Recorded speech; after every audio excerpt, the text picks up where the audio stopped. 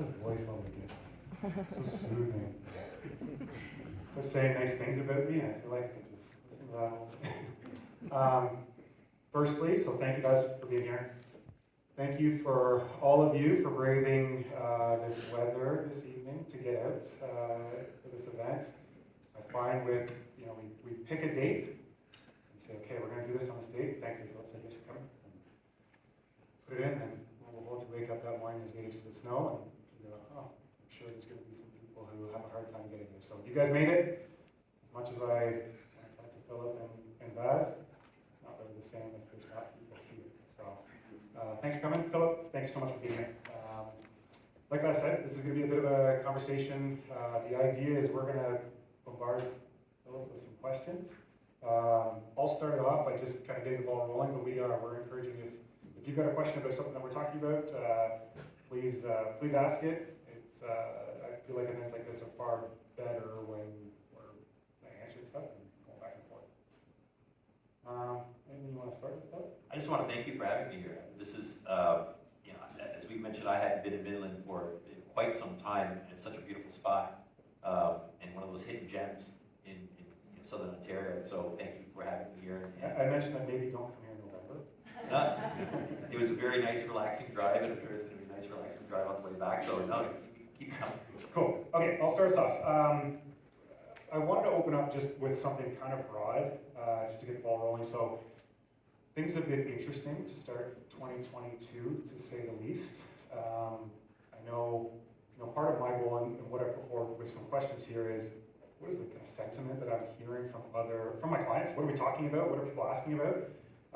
So I'm kind of hoping we can open up with a bit of just where are we in the overall economic cycle to this point? How do we get to where we are? Yeah, and I'll start with this. When I think we just completed our 2023 outlook, it'll be out in the next 2 weeks, so you're all going to get a preview of it tonight if you want. But when I look back on 2022, as a student and historian of the financial markets, what a fascinating year, like absolutely fascinating year. As a participant, painful, right? Really painful and frustrating. To be honest, I haven't opened a statement since February. I've just been shredding them all because I know what's going on. But what really happened this year was an intersection of a number of things. So one was higher inflation, and we're all feeling it, in terms of the gas pumps and grocery stores. Anywhere you go, we're seeing higher inflation. That higher inflation led to the Bank of Canada raising interest rates at a much faster pace than we or anyone else thought was going to actually happen. And there's an interesting thing that happens from time to time is when interest rates and inflation shoot up very rapidly, you get kind of the opposite effect on the stock market. And that's just because of the way that we put a price to stocks. That price is related to inflation and interest rates. Higher interest rates go, that price comes down. Because, I apologize if I get too technical, but your earnings, what the company makes over the next 10 years, all of a sudden it's going to be worth a little bit less today. And so that's what happens. Now, normally, that would happen over a period of, say, 5 years. This happened in a period of 10 months. And it wasn't something that was expected. We know that when interest rates go up and inflation goes up, you get kind of the opposite effect on the markets, but it tends to be spread out over time. Here it came all at once, and that's what we saw. We call it correlation. All the markets moved in the same directions. Bonds were down, stocks were down, all around the world. Gold was down. The only thing that was up was really the US dollar. That's about it.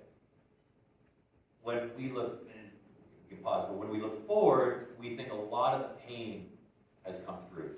And part of that pain has been, and we heard it at the beginning of the year, people started to talk about risk of recession, saying, oh, recession's coming, even though there was zero data to support it. And this is what I focus on. It's like, until I see the data, I don't care what people think. All I care is what people can prove. Well, come June, we could start to prove that, yes, some of the recession was higher. And the market priced that. And so we got everything all at once. Higher inflation, higher interest rates, risk of recession, all at once, and all out of the way. And we're seeing the market actually start to move in the other direction because we're at a point, as odd as this might sound, but bad news is becoming good. We saw that last Friday. inflation starts to come down, we start to see a little bit of economic weakness, and the market is up, the US equity market's up 5.5%, right? Why? Because it's like, wipe your brow, yes, we know we're seeing some economic weakness, good, now we can actually look past that. And so that's where we are today. Okay, so maybe to kind of pick out one of those pieces, with inflation, so we know what's causing, or we know where we are today, historically, or maybe even just trying to predict, how long do we expect to be in this inflationary environment, and kind of what gets us out of it? We're already seeing inflation come down. Okay. Right? And so to understand where inflation's going, we have to understand what created it. So during COVID, sometimes when I have presentations like this, I'll throw up on the screen a picture of the Gardner Expressway in the middle of April of 2020, and it's empty at 7 a.m. in the morning, rush hour. I mean, it was fantastic to be a driver in April in 2020 because no one was on the road. But that has consequences, right? So businesses were shut down. I'm sure it was the same here. Restaurants were shut down. Everything kind of was put on pause or stopped. That could have led to an economic depression had we not seen the Canadian government, US government, governments around the world flood the economy with cash. Where did this cash come from? It literally was made out of thin air, right? This was the printing of money. That's how the inflation was created. And I like to give this example. Imagine you and I are at an auction, and there's a Wendell Clark jersey, up for sale, for auction, and we're the only two. I mean, everyone would be bidding on it, but we are the only two bidding on it, and we have $1,000. What is the value of that jersey potentially? $1,000 is what I'm willing to bid, or what you're willing to bid. Now imagine the Bank of Canada comes along and gives us each another $1,000, right? This was called CERB, right? So now we have $2,000. Supply didn't change, only one jersey. Demand didn't change, just you and I. But what is the potential value of that jersey now? $2,000. That's inflation. That's what we saw. Okay, so how do we get out of that to get to your question of, well, where are we? Well, that kind of injection of cash happened once. It was like over the back half of 2020, the first half of 2021, and that was it. And so we're already seeing inflation come down because you don't have that same kind of wave of money coming into the economy. So we're seeing it in shipping costs, we're seeing it in commodity prices, we're seeing it in oil as it's flattened out, but down from 120 earlier in the year. So inflation's already coming down. We think we'll get back to normal sometime in 2024. So not immediately, but gradually. This time next year, inflation's probably going to be 3.5% year over year. Some are calling for just under 3% by the end of 2023. My models don't quite go that far, but it's possible. The good news is, though, between what the Bank of Canada has done in terms of raising rates and just the fact that we're not printing money on an ongoing basis, that's Zimbabwe, and that's when he went into hyperinflation and no problems, it's already coming down. Yeah, I mean, I'm hearing that a lot with clients on the hyperinflationary environment, going back to, interest, people getting mortgages late 80s, early 90s at 18, 19%, but can we see this again? Quick answer is no. Okay. That's the quick answer. I mean, No. there's always a possibility, but it's highly unlikely. We've already seen the Bank of Canada pause, or come close to a pause. I think December is going to be the last interest rate increase out of the Bank of Canada. It's going to take us to 4%, but that's probably it. Because, again, the Bank of Canada is seeing exactly what we're seeing. Inflation is starting to come down. And so their job is just about over. When I remember, I saw you speak in September at our annual conference, and actually that one was cool. So Philip was doing a talk on the main stage to 1,000 consultants, whatever it was. And you were speaking to an economist. I don't remember his name. Yeah, Dr. David Kelly from JP Morgan. Yeah, he was in Boston. Yes. And there was a hologram of him on the stage. So it's the coolest thing. There, full person, speaking in real time. It was incredible. It's not a hologram, right? Oh, it was really, it was absolutely fascinating. Yeah. Anyways, at that point, you guys were talking about just how the hard line that the U.S. Fed was taking on. Rates have to go up. They're going to continue going up. Where do we see, if we maybe switch gears to interest rates, where do we see that?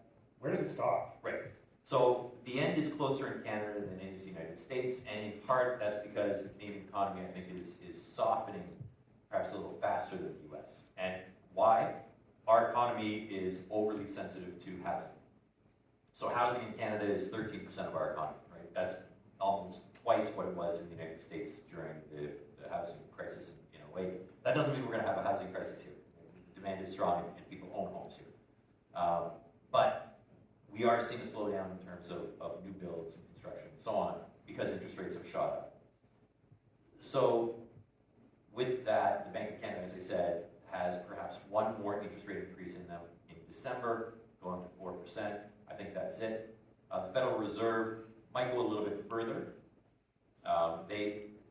Estimates by the market is that they'll go between 4 3/4 to 5, right? I don't know if they'll actually get there, but we'll see.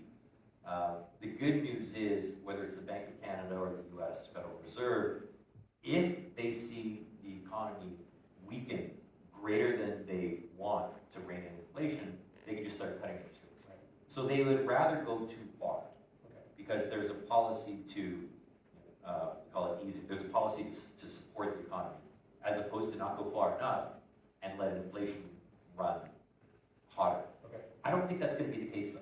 Again, we're seeing signs of inflation coming down. The other interesting thing that Dr. Kelly mentioned during that talk was a lot of inflation is in housing prices and rents. And we're already seeing that come down. And I can tell you, just by that alone, in a year's time, inflation is going to be much lower than it is today. And so, do we have to go further? So the fears of people saying, and I had this question last night, I was doing the same talk in Oakville, people saying, well, could we see 10% interest rates? Probably not. Okay. You never know for certain, but I would say 99%, not a chance. And I mean, I've been having lots of conversations with clients, and maybe you can provide some insight on this. Looking at renewals today that are, renewing from a 2% mortgage into a 5.5% mortgage today, what sort of duration should they be looking at if there is the potential for easing? Should you be locking into, and we've been in this environment of, variable rate mortgages being the way to go for 15 years, and people in a variable rate mortgage just getting crushed currently. Yeah, so, the one thing, hindsight is easy to go back and say, well, look, if interest rates were at 2.5%, why would you be in a variable rate? We're not going to zero, lock it in. Right? But now we can't do that. So what I would do is roll 1 year for now, because we know that the economy in Canada is going to weaken over the course of the next year. And so we know that probably in a year and a half, interest rates will be lower than where they are today. So locking into a 5% or a 5-year fix today is a mistake. Is a mistake. Yeah, I wouldn't be locking in long term. I would just do a 1 year and keep rolling that over, and you're probably going to be in a better position. We're not going to see rates back to 2.5%. I don't think that's going to happen for a number of years. But lower than where we are today, yes. Maybe it's a good time. If anyone in the audience, does anyone have a question currently? Yeah, I'd just like to speak to the question of inflation. I'm going to play a bit of a skeptic here. When my wife and I, about a year and a half ago, were talking with various investment people, Paul included, we had all kinds of predictions about the rate of inflation. And, to give Paul credit, he was not one of them. In this sense, he was not painting an optimistic scenario. He was really saying, it's just hard to judge. Virtually all of the others that we talked with, they all presented what I would call a relatively rosy scenario. Yeah, maybe 2 to 5 years down the road. This was a year and a half ago. We've already been at high rates of inflation for what, 6 months, maybe more? Oh, about a year. About a year, okay. And this is what they were telling us a year and a half ago. You're all fired up now. Yeah. So, and just to throw in a few other things to really fire you up. You can name names. Just start saying. I can name names if you want. Yeah, no, the Fed. Back then, what were they saying? Yeah. Transitory. Yeah, transitory. The president of the Bank of Canada was saying, yeah, we may have some, but it'll be transitory. Yeah. Part of the problem for me here, and we talk about this all the time, is you've got all these things going on around the world. Economists might call them exogenous variables, but they're very real. You've got this war going on in Ukraine that is tearing Eastern Europe, if not Europe, apart, and is having crushing effects on the world economy, the food situation, energy situation. You've got a crisis with China heating up here. We have no idea when the Chinese are going to move, but it's certainly not an unlikely prospect that the Chinese will move on Taiwan and maybe take control of the microchip industry, production of it. Anyway, there are all kinds of havoc that can be created just by virtue of what the Chinese decide to do over there. And then there's still the ongoing temptation on the part of our governments. You say the printing of money is a one-off thing. Judging by what I'm hearing from our Prime Minister and the President of the United States, I just wouldn't count on that. Okay. So That they there's four won't things continue. There's a lot in Yeah. there, and I love it all. So we have first inflation, right? Then we have geopolitical risk in Eastern Europe, geopolitical risk in China, and then what governments in North America are doing. Okay, so let me start with inflation first. So I agree with you 100%. And this, so unfortunately, my time at IG has only been a year and 2 months. Had it been 4 years, you would have heard a much stronger stance on inflation, because I am of the same mind as you. I am data driven. My wife accuses me of being a nerd, and she's right. Okay, I love numbers, and that is what I base it on. Unfortunately, there are a lot of individuals in the business who will turn up on CNN or CNBC who are not as numbers focused, who practice what I call headline economics or catchphrase economics, right? And they just throw something out there without actually looking at the data. I don't. Right? I follow a few mantras. Most of them are stolen from movie quotes, so it's like, I don't care what you think, all I care is what you can prove, right? A few good men. Anyway, and so when we started to see myself a couple of years ago, you can find this online, when a few years ago we started to see the massive amount of money entering into the system, it was very easy to see that we were going to see much higher inflation, much higher.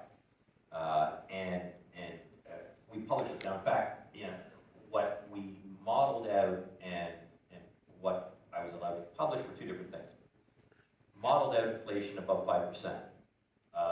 My superiors at the time said, you can't publish that. You will scare everyone. Interesting. Okay? And it was just like, but that's the way the model shows. And that's what we got. And so every time that I would hear the word transitory, I would just get my back up, like, you're wrong. You're just wrong. I want to stand up and just yell at them. Or ask them saying, I don't think that word means what you think it means. Because transitory meaning, and I heard all the excuses. Oh, it's used cars, it's airfares, it's whatever. It's all going to go away in 3 months. So here's my theory on it, okay? Central bankers aren't stupid.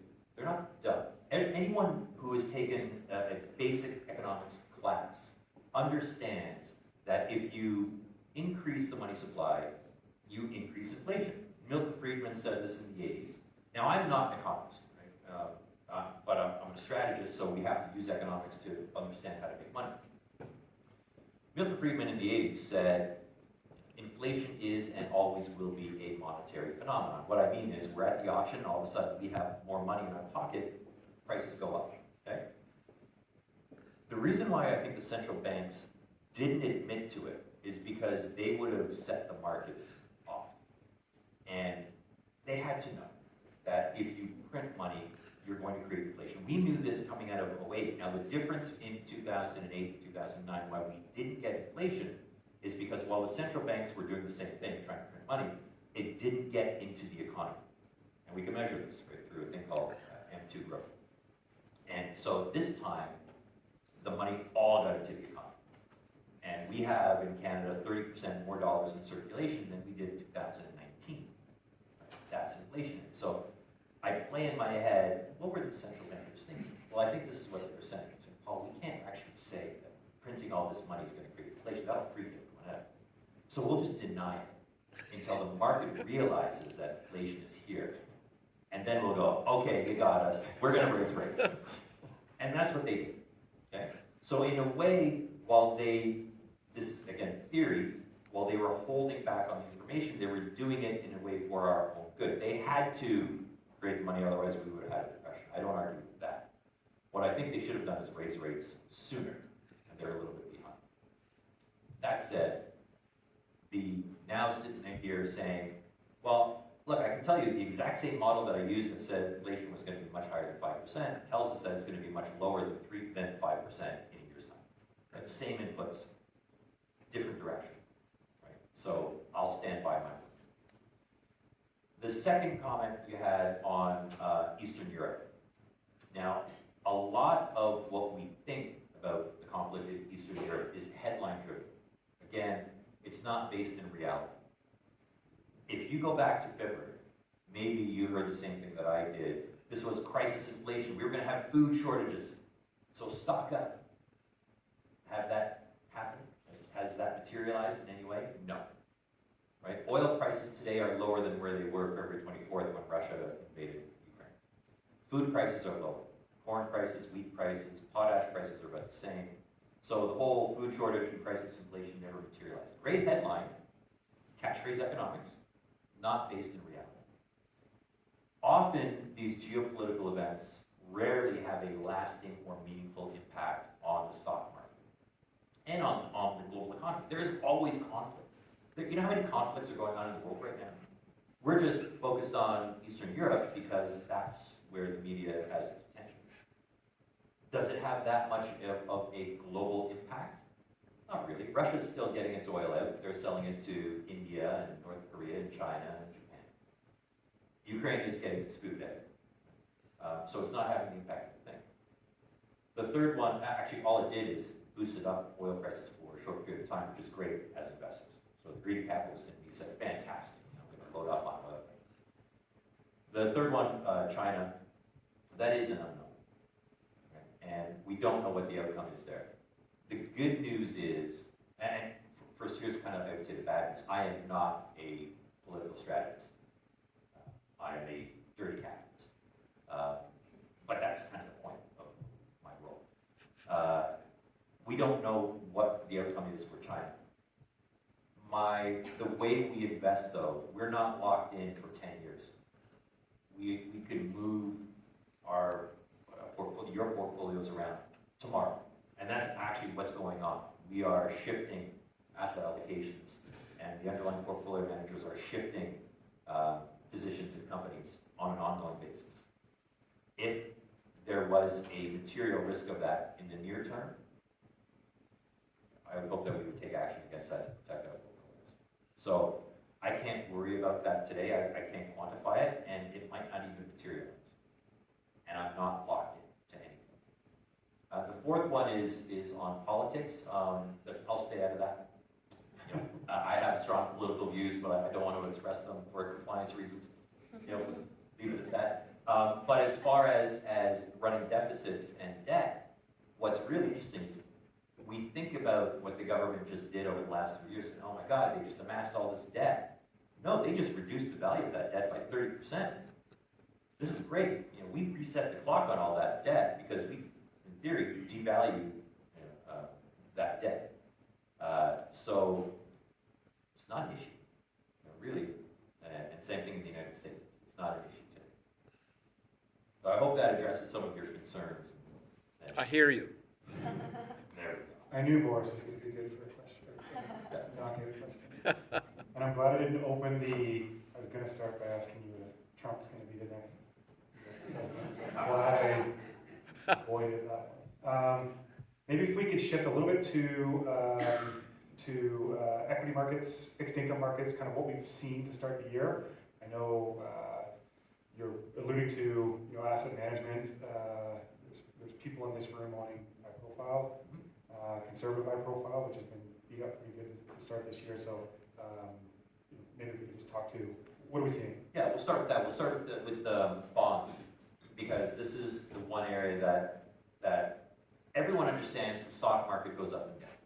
In some years you have good years, really good years, and other years not so good years. And and that's just the nature of stocks. But bonds, we rely on for that steady income over time. And this year has been a disappointment. We need to understand why. And why is because when interest rates move up, the price of the bond, the value of the bond moves down. Normally, when interest rates move up, it's not an issue because you have a coupon. You have an interest coupon, an interest payment that you receive on an ongoing basis. That will offset any change in the price of the bond. But if we go back a year and a half ago, the 10-year Government of Canada bond was paying 0.5%, next to nothing. In fact, factoring in inflation, which was even low, you were negative. So when you start with basically nothing for a coupon and the price of the bond falls because interest rates go from 0 to 4, that hurts. We've never seen this before. We've never had interest rates going from 0 to 4 at this pace before. The good news is, now that we have a coupon of 4 or more in many cases, if interest rates moved up, which we don't think they will much from where we are today, well, I'm starting with a coupon already. So the probability of having a negative return in bonds over the next year is very low. It's very low. Now, we did think that bonds were going to be a little bit more challenged this year, but the returns that we got, we didn't think that. We didn't think that it would be at 4% in the US or 3.75 in Canada. But that's where we are. The outlook going forward, though, if you want to get a sense of, okay, well, what do we think over the course of the next year, 3 years, 5 years? You start with your coupon today. You start with that interest rate today. The interest rate isn't 0. Interest rate is near 4. Corporate bonds are paying us almost 6. High yield corporate bonds are paying us 9. So now the return outlook for bonds is mid-single digits. And if we do see a recession, it's not a foregone conclusion, but we think it's likely, then if interest rates come down, well, the price of those bonds go up. So now I'm getting my coupon for plus any gains. So yes, this year was a really challenging year, frustrating year. It's unlikely to repeat itself. You don't see interest rates going to 10%. I think it's highly unlikely that we're going to get that. In fact, interest rates are more likely to come down over the course of the next 12 months. On the equity side, I said before, as usually when interest rates go up, valuation of bonds goes down, but not all at once. This year, that happened all at once. Here too, markets tend to be more forward-looking. Right? Most of the time, the equity markets are putting, pricing in, we call it, to what is expected over the course of the next 6 to 9 months. So what's been expected over the last 4 or 5 months is a recession. That's already been priced in. Now we're at levels that the stock market looks like, we've hit the bottom, right? We're at levels where we've been at the worst of prior recessions.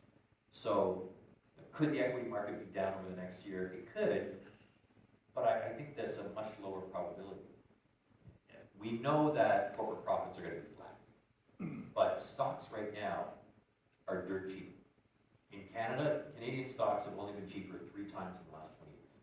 And each time when they've been at this level, the 1-year forward return has been into double digits. Last Thursday, I put out a note, I called it a unicorn. So last Thursday, U.S. inflation came out at 7.7%, slightly below its expectations, and the markets took off. U.S. equity market was up 5.5%. That's rare. That's happened 20 times in the last 40 years, when the market on a one-day move was up 5.5% or better. In 18 out of 20 times, the 1-year forward return averaged 31%. Right? So it's almost like a 90% probability that markets will be up over the next year. So there are more signs that the worst is behind us in bonds, the worst is behind us in equities, and there are more reasons to be optimistic for the market, even though we could see a recession. But we like to say, look, the economy is not the stock market. The stock market is well ahead. I know we were chatting ahead of coming up here, just on, we were hearing lots of things kind of as 2021 was storming along on the 60/40 portfolio is dead? I know I've heard you speak to that. I wonder if you can share some of your thoughts on it. Is it still dead? I've been in this business almost 30 years, and a lot of that time, every once in a while, there's a new article. And when we talk about the 60/40 portfolio, we mean a typical balanced portfolio that has 60% stocks, 40% bonds, and someone will say it's dead, right? It doesn't work anymore. It's not dead. You know, it's been asleep. You know, it's resting. You know, that parrot's dead. It's been misunderstood, but it always comes back to benefit investors. If I get my history right, going back to the 1930s, the 60/40 portfolio has only been negative in any given year, probably 4 or 5 times, and this is one of them.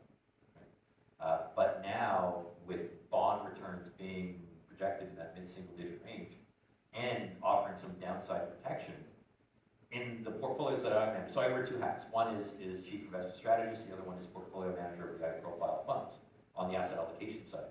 So what I've been doing is I've been bringing the funds back to neutral in terms of the fixed income weight. So we've been overweight equity, and it actually has worked because bonds have had a greater downside this year than equities. So that helped, ironically. But now I'm adding back to bonds because they're paying us. They're paying us an attractive return to hold them, and to be that offset to any potential weakness that we can see out of the equity market. So is the 60/40 portfolio dead? No, it's alive and well and functioning exactly as we want it to. I don't know if this would be a good time if anyone has a question. And everything's on the table, except politics.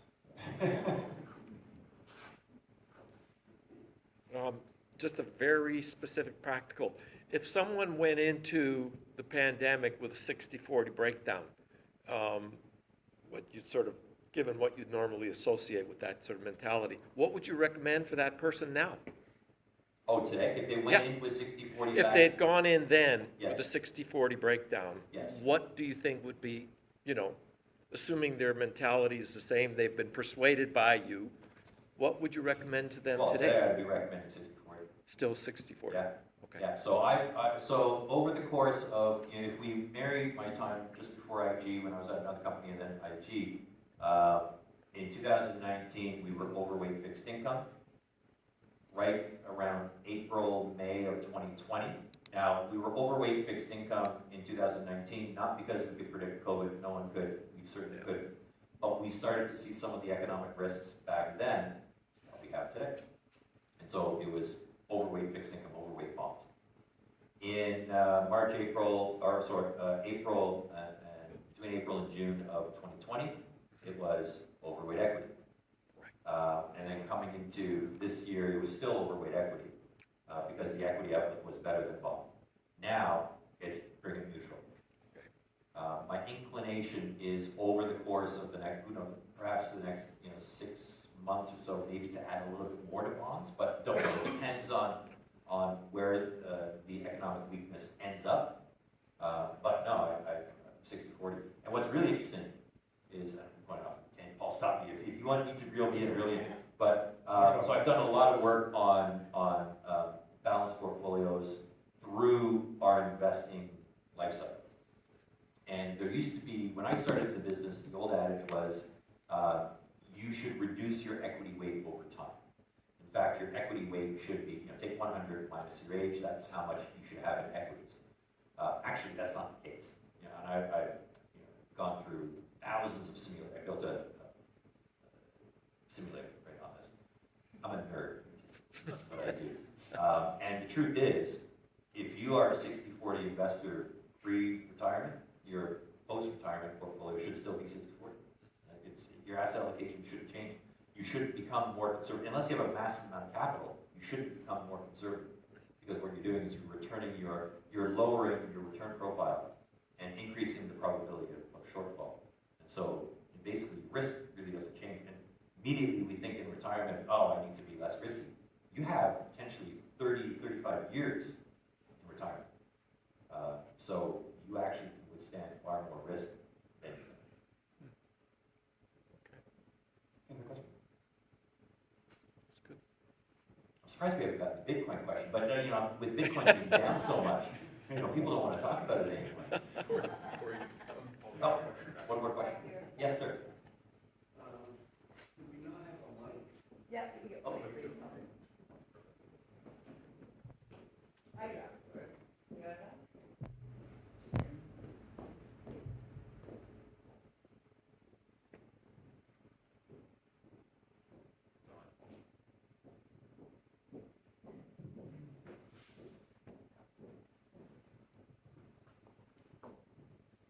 Aren't the Western countries invading the Horn of Africa right now? And why are we putting so much money into Ukraine? Now, I'm 73 years old, and the bankers are supposed to be the experts. That's what I heard all my life. And I was there when the interest rates got to 18%. Are we living in a land of odds, the wizard of odds here or not? in terms of, well, I'm sorry, I missed the question. Okay, Horn of Africa is being invaded by many countries to steal their oil, precious metals and all of that. And why are we pouring so much billions of dollars into Ukraine? That's a simple question. To be honest with you, that is more of a political question. I don't have an answer for that, to be honest with you. I couldn't tell you. One more question. When you get politics, the medical system, and capitalism, people die. There's been over 80 doctors, Canadian doctors in Canada, died by the jab. I'm sorry, I do have a speech impairment. But there's a lot more going on. And all my life I've been hearing experts. I'm 73 years old. And to me, things have gotten 1,000 times worse. To be honest with you, I don't know what to offer. You know, in terms of the way that I see the world, I look at everything in terms of what we pay and what are the returns available to us. I mean, I do think there is, I don't know if we're just being inundated with more negative information than ever today. I mean, I wonder, I also don't know how to answer that question, but I know we were talking about this previously. What I'm finding in the conversations I'm having with clients is, things are costing us more, gas is more, our house prices coming down, interest rates are up, all of these things are compounding. I would say I'm proud in our practice, we haven't had anyone go to cash. What would your angle be to that, you know, that timing of the market idea, or, you know, why don't we just go to cash at a moment that we see it? So, when I have rules that I usually use when I speak to clients, and one of the rules, the first rule is vanquish fear and panic, right? And that's, I think, hard to do because we're being inundated with so much, right? And in fact, I was at a conference pre-COVID, and there was a well-known economist, Canadian economist, who stood up there and said, the world is becoming a riskier place. And threw up this chart. The chart was the Global Policy Uncertainty Index. And it's a chart that went up like that. Right? And I looked at this, and I'm a skeptic. Right? And I said, really, is the world becoming, like, I hear this, but I don't know if it really is. We think, like, but is it really? So I want to know how this index is being created, modeled. And so I look it up online, rip it apart. And I find that the way this index is created is it's a scan of newspapers, headlines and articles in the US, the UK, and Canada. And there's a list of words that have been deemed risky. And the more, or the higher frequency of these words that pop up in these articles, the index goes up. So then I sit there and go, okay, now I spend a lot of time talking to the media. I've been on BNN. And I know they sensationalize things. Absolutely. And I'll be there on BNN, and Paul Bagnall, I know quite well, he'll be on there and said, oh, the market tumbles, the worst time this week. Really? It's down 0.5%. You know what the daily move on the market is? 0.5%, up or down. So we like to sensationalize things, and I think that it can inflict fear upon us. And often we see that fear turn into panic, and investors sell at the exact wrong time. Again, been in this business almost 30 years. I'm seeing it now. Actually, from May through September, we've seen close to $300 billion being pulled out of the market by investors in the United States. Right? That usually tells me we've seen a bottom or close to a bottom. We saw the same thing in March of 2020. Bottom of the market. People pulled out billions of dollars, locked in their losses. Saw the same thing in December of 2018. If you recall, we had a near bear market. The U.S. market was down almost 20% between October and December. Same thing in March of 2009. So this is what happens. And I think the hardest job, all that you have, is saying to clients, no, that's not the right thing to do. And just we were chatting about it earlier, just at the same time when people in 2018 were coming up to me saying, but I want to buy a pop stock. I hear these things are all going up. It's like, this is the wrong thing to do. Or I want to buy Bitcoin at $70,000 and now it's worth 15. Right? Or I want to buy Shopify. My favorite story. I need to share this with you. So, I'm still friends with a lot of the guys I grew up with, and they know what I do. But how many of them call me for investment advice? Zero. Okay. How many call me to brag about what they just bought? All of them. Right? They all love calling me, and my one good friend Tony. If he ever knew I told this story, he would hate me forever. But Tony loves to call me, and before, like last year, around this time or so last year, a little bit before, he calls me and he's like, hey Phil, guess what I bought? Right? And he's always doing, I don't know, Tony, what'd you buy today? He goes, I bought Shopify. Right? And this is where I said, oh, I wish you had called. And I said, do you realize you just paid 200 times sales? Now his family owns a chain of health food stores through Southern Ontario, so you think he would understand, He's like, no, I bought it for $1,900. Right? And I just couldn't. So 200 times sales, let me just explain what that is. Think about the value of your house, right? Your value of your house. Imagine someone said to you, would you pay 200 times today's value for that house? You probably say, no, absolutely. Well, you'll sell it for that, but will you buy it for that? No. Now, will it be worth that at some point down the road in the future? Well, sure. At some point with inflation, it's going to be worth more. But today, no. But that's what people were paying, 200 times sales. Normally, we pay 5 times sales for a really strong growing company. So he calls me a little while later, and he says, hey, Phil, so Shopify's at $1,200. What do you think I should do? I said, sell. And he said, you don't think it'll go back to $1,900? Because if it does, I'm out. If it just gets back to where I paid, I'm out. I said, no, sell. I think he held on. And now it's adjusted for the split, it'd be $500 a share. So 1,900 down to 5. So anyway, point being, we often spend a lot of time as psychologists and saying to clients, no, we shouldn't be doing that because tax cap, your neighbor bought it. No, that's not a good reason. Or no, we shouldn't be selling. We have a rule, myself and some of my good friends in the business, that you have to think about this. If the thought of investing in the market today or any day makes you sick to your stomach, it's the right thing to do. Right? If it seems easy, it's the wrong thing.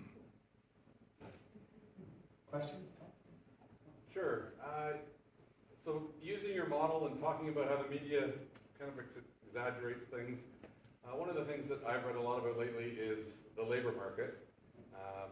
So things like, this is the first time in the last 50 years where the employee now has the power instead of and that this is just or that COVID has sort of accelerated what the baby boom was going to eventually happen anyway. What does that look like, or how does that affect the markets and inflation over the next 10 years? Well, great question, and it's something that we've been tossing around because we think this is the reason why any economic weakness next year is going to be milder than other average recessions.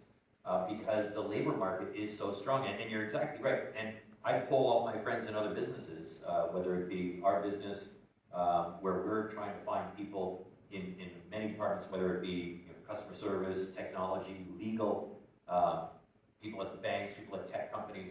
We're all, people at like local Tim Hortons, we're all struggling to find labor. And I think the reason is, it's hard to get good data in Canada on this, but I think you're right. COVID came, and those last boomers that were still working said, that's it, I'm done, right? It's a good time to retire. And they've been more people leaving the labor force than coming. Right? And so that's created this challenge to find people. That has pushed up labor costs. And this is kind of what the Bank of Canada is trying to fight against, right? The Federal Reserve is trying to fight against. They're trying to make it a little bit harder to find a job so that there isn't this wage pressure. And I think this is also why you saw the government of Canada, was it last week or the week before, announced their immigration plan to increase the number of new Canadians coming into the country over the next number of years. It's to fill this labor gap.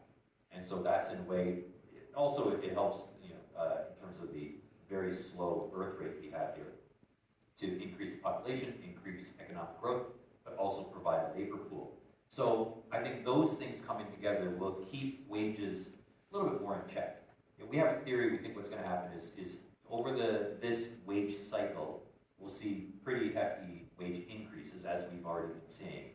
But when we hit a little bit of a softer economic patch next year, then some of that wage power will go to the employer to keep the wage increases lower.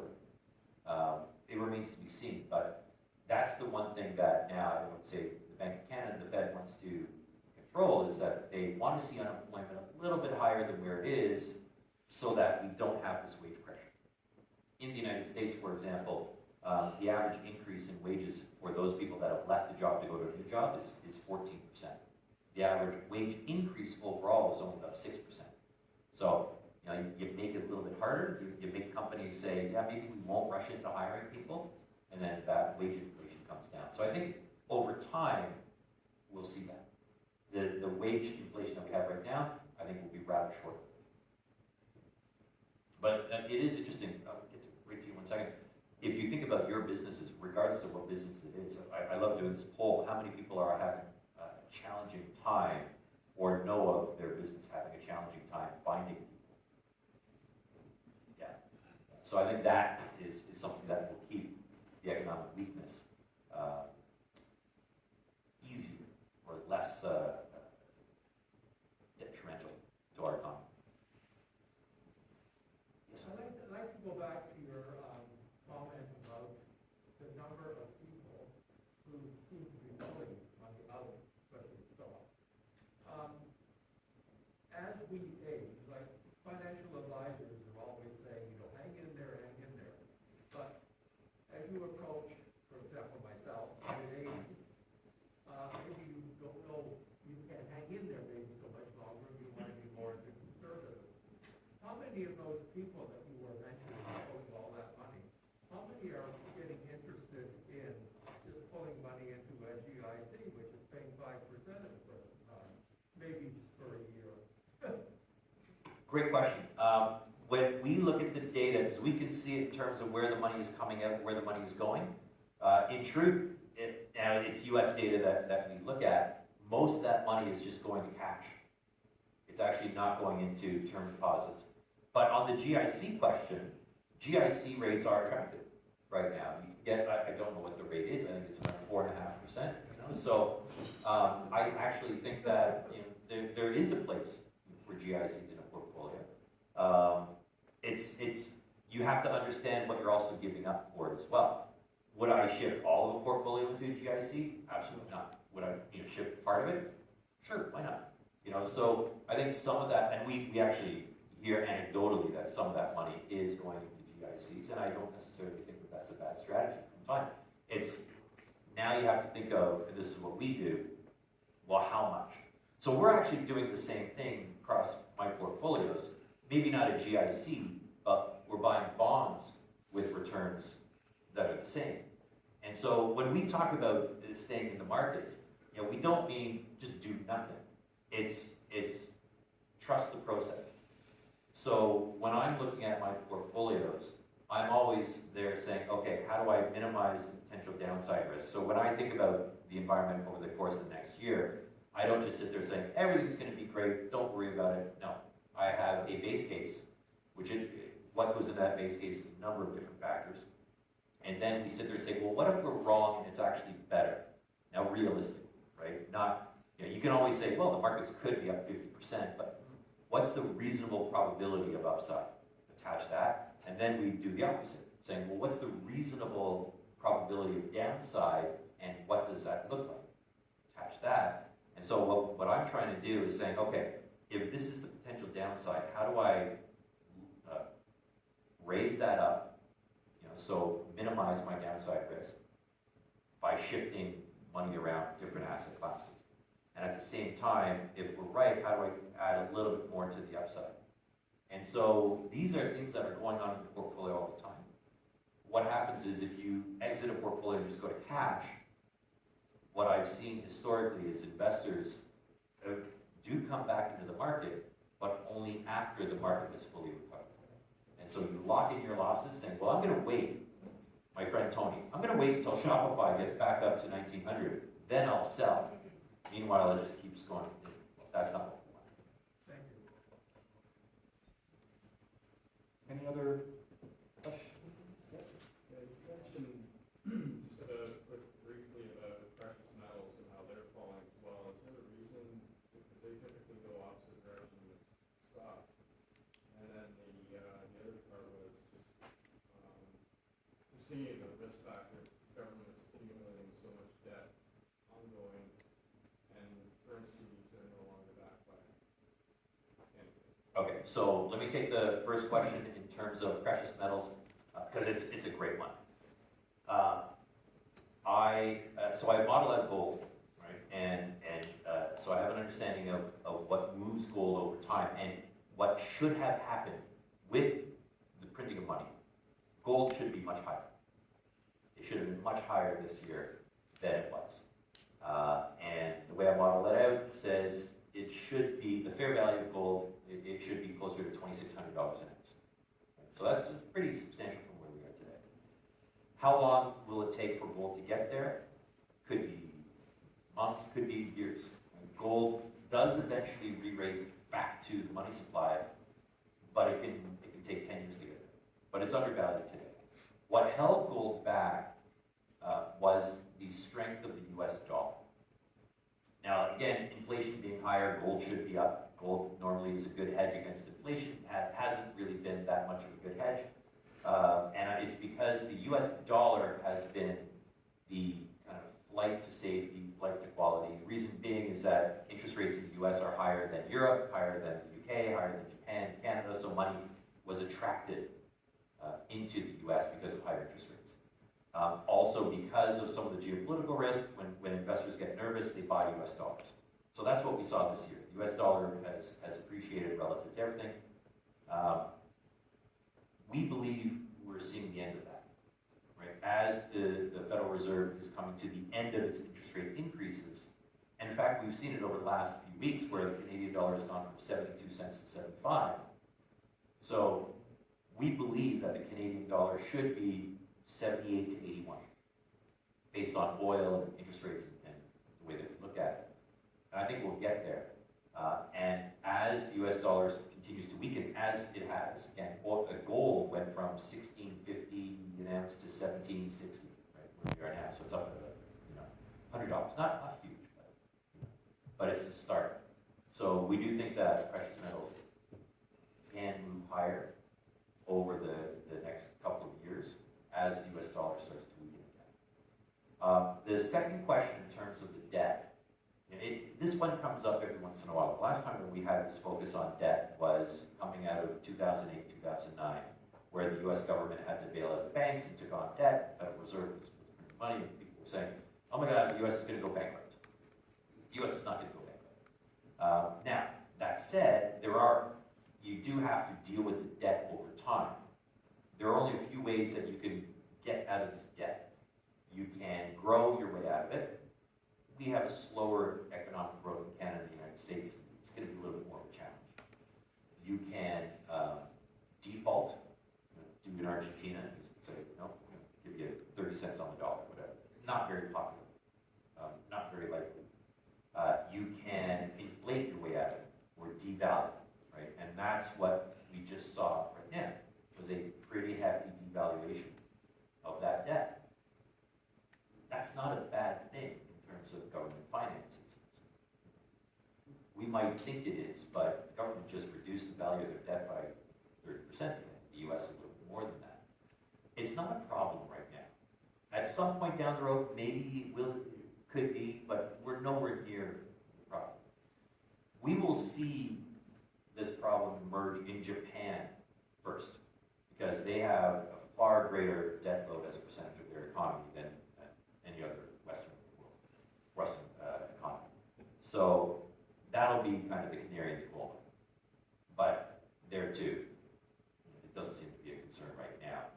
We like to focus on it, and everyone likes to, no, not everyone, some people like to bring up that debt clock. You can find it online. It says, this is US debt. It's largely immaterial. I think what we want to keep in mind as investors, well, and this is the thing, how do I protect myself against that? How do I protect myself against inflation? How do I protect myself against the devalued Canadian dollar, US dollar, whatever it is? One of the best ways to do that is by owning stocks over the long term, because companies have pricing power. Look at Loblaws. Now, people that shop at Loblaws or their grocery stores, you know what you're paying for groceries now, for meats and eggs and everything else. I mean, it's gone up. It's gone up substantially. Loblaws had their earnings yesterday, and did anyone catch it? What their earnings growth was year over year?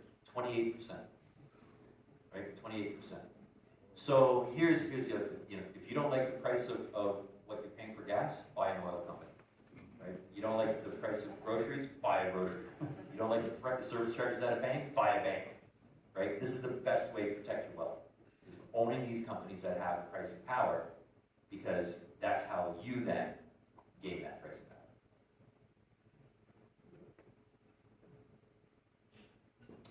I think if we're no more questions, this is, I don't know if you have anything to add, Philip.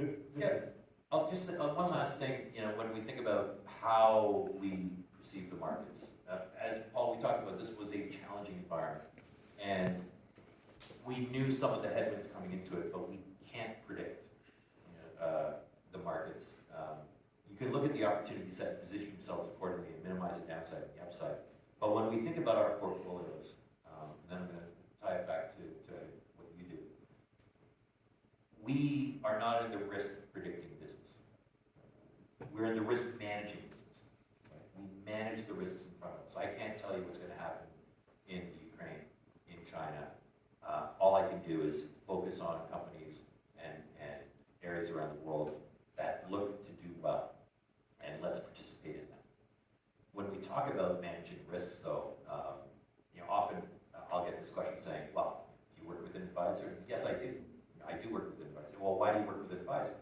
You're a portfolio manager. You run portfolios, and you're chief investment strategist and whatnot. I said, yes, but I know nothing about taxation. I know nothing about insurance. I know nothing about estate planning.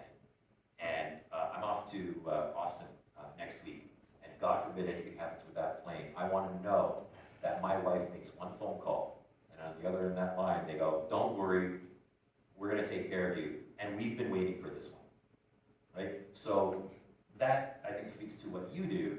And we're here talking about investments. We spent an hour talking about investments. That's only a small part of the whole plan in terms of managing risk.